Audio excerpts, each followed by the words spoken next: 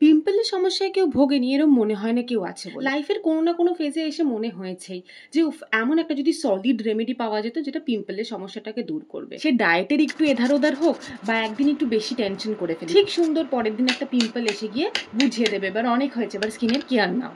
তাই ভাবলাম তোমাদের সাথেও একটা রেমেডি শেয়ার করি, যেটাকে যদি টানা 7 দিন আমরা ইউজ করতে পারি তাহলে 7 দিন পর দেখবে পিম্পল পুরো ছুমন্তর। তো চলো আর বেশি দেরি না করে আজকের ভিডিওটাকে খুব সুন্দর করে শুরু করা যাক। প্রথমেই লাগবে দুটো করলা, যেটাকে ইংলিশে বিটেড গর্ডও বলা হয়।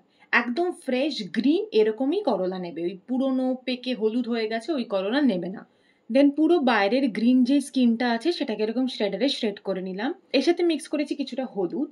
আমি এখানে কস্তুরি হলদি ইউজ করি। স্কিন কেয়ারে হলুদটা এতটাই গুরুত্বপূর্ণ একটা জিনিস, তার জন্য আমি বলবো যদি তোমাদের সম্ভব হয় তাহলে একবার ইনভেস্ট করে একটা কস্তুরি হলদি কিনে নাও, তাহলে সেটা না তুমি কোথাও বেরোনোর আগেও অ্যাপ্লাই করতে পারবে, স্কিনে ওই হলুদ টিন্ট পড়ে যাবে না, তো সেক্ষেত্রে বেনিফিশিয়াল হবে।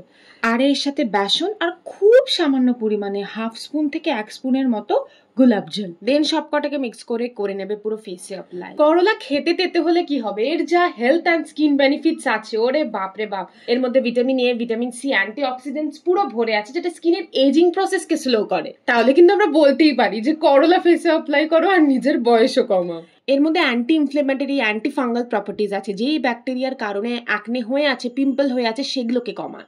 One of the reason acne হওয়ার হচ্ছে অতিরিক্ত আমাদের অয়েল সিক্রিট হয় স্কিনে, সেই অয়েল সিক্রিশনের মাত্রাকে কমায়ও কিন্তু এই করলা।